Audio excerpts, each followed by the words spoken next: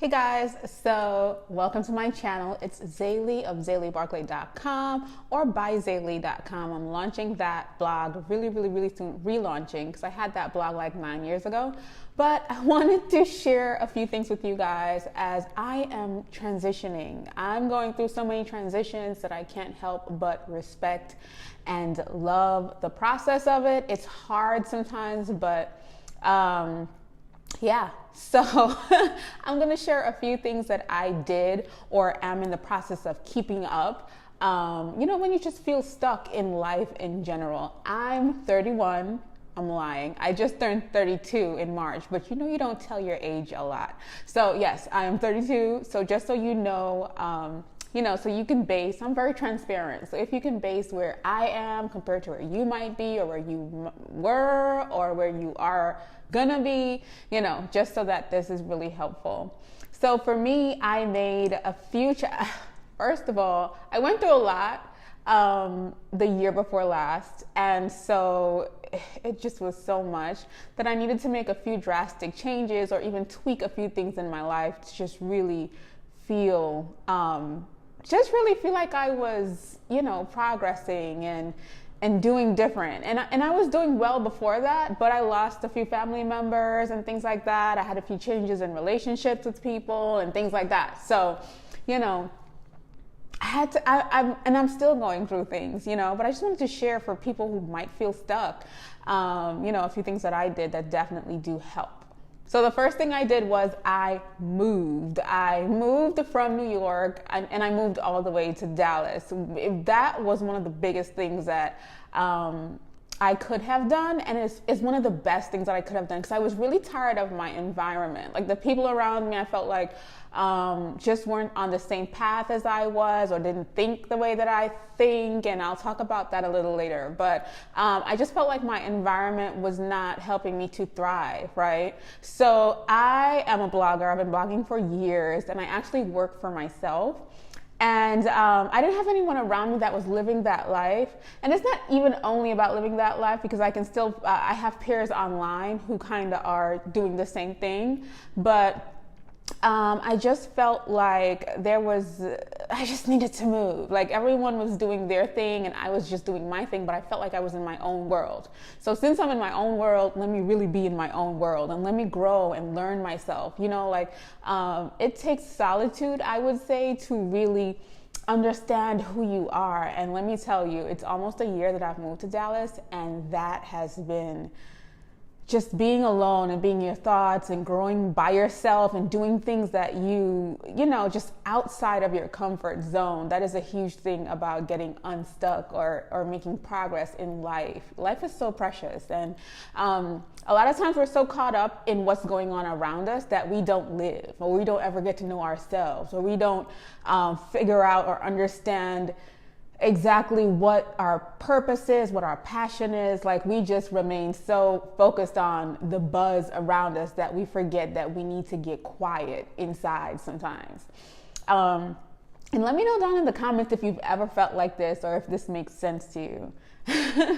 The second thing I did is when I moved, the clutter around me that I had where I lived previously, I did not want that. So I just felt like I wanted to live more freely. I wanted just light and space and although even though where I live now, I could have like heavily furnished it, I decided not to do that. I decided to just, I want to say it's leaning closer to minimalism. Like even my closet is so simple now, and I'm a girl that loved fashion and loved things, and so all of that changed as I got to know myself.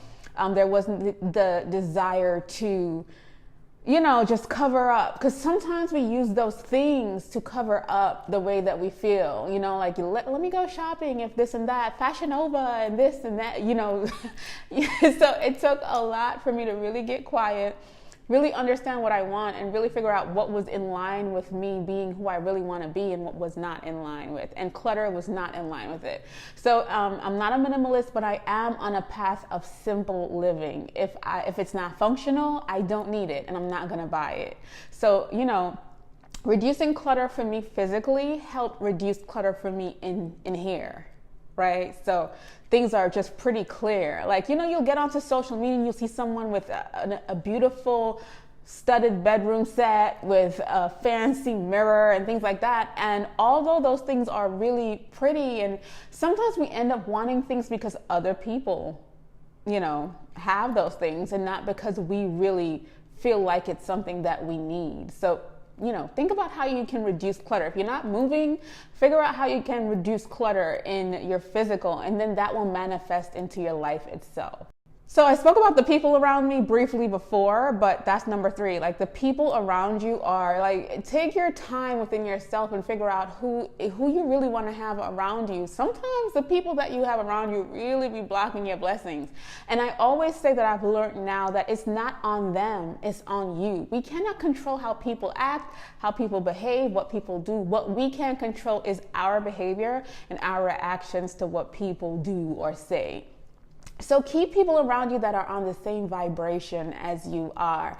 You know, it doesn't have to be everyone, but at least 2 or 3 people that are just feeling the same vibe that you are, that you can really have a fluent conversation about something that you're really passionate about, and they're probably passionate about it as well, or their beliefs are as big as yours. I dream crazy. I dream crazy, I dream so big, and I need to have people around me that dream as big as I dream, or that feel the way I feel, or that are interested in the things that I just need that. If I don't have that, and I have people that are doing the opposite, it affects me. And so, you know, they always say, the thing about it is, I know I'm going to be successful, and they always say that the road to success is pretty lonely. That's true. Right? So I am alone a lot, but I've learned I'm an only child as well, but I've learned to learn myself even more than, because now I've hushed so many things like media and things like that. I'm really, you know, I don't know how to explain it, but I'll explain even more as I upload even more videos. Obviously, you're seeing that my channel is, you know, changing as I change, and I hope that you guys are open to that. So be mindful of the people that you have around you. Also be mindful of what you take in. So I just spoke about media and social media a little bit, but be mindful of the people that you are following on social media. Remember, following means following. You are following that person basically. Like, it means more than it just says. So be mindful of how much you're taking in, or I have this app that I use named Moment, that I used to track my time on my phone because I realized that I would scroll forever, and I work for myself, so scrolling, I don't have someone to tell me, hey, you need to do this or do that. So scrolling can become a thing where, you know, I'm just going through that timeline and then it just never ends. So, you know, I had to use tools that can stop me from, hey girl, you've been on the phone for an hour. That's insane. So, and I'll drop that app below. I really want to just share useful and helpful things so that you guys are able to probably go through your transitions. You just never know. But, yeah, be mindful of what you take in, and be intentional of what you take in, like what you read and what you watch and things like that. Be mindful. I'm not saying don't look at your little ratchet TV. I do once a week, although I'm getting really tired of it. Like, I'm really over. Like, there's so much fighting and screaming that it no longer matches my spirit and my personality. So I'm like, girl, halfway through, I'm like, this needs to be. So it's crazy because I'm finding myself looking for more quality shows and things like that. It's crazy. This transition I'm blowing my own mind, but I just wanted to share it to make sure that I'm not by myself. And the last thing that I'm going to share just in this video, so we won't go on for too long, is I changed the way that I started my day. So I start my day now with prayer and meditation. And when I tell you, and I also journal, but I need to like, prayer and meditation for me are like so huge, and it can't be one without the other. It has to be both, and I have to put myself in a certain space before I get into the day. I remember having a 9 to 5 and waking up at 8, being ready at 8:30 and getting there for 9 sometimes, because I was horrible at my 9 to 5. Whew. Anyway, that's a whole other video. But just you need to take time to get into yourself. You need to take time to do that every single day. I realize that the days that I don't do it, things just don't go well. And you know what? I'm not perfect, but so it's an effort for me to try to do it like every day. But I just wanted to really share these things because I felt like somebody out there might need it. So, like I always say, or like you always hear, you got to get uncomfortable to get comfortable. So a lot of things I'm talking about are not that comfortable, but hey, if I could do it, you can definitely do it. Make sure you check out the description box below. I always leave good stuff in there. And also be sure to comment, like, share, and subscribe. And turn your notifications on so you can see the follow-ups to these, because I think I'm going to break these down and just share even more. But anyway, guys, I love you so much. Thank you so much for spending some time with me, and take care. I'll see you soon.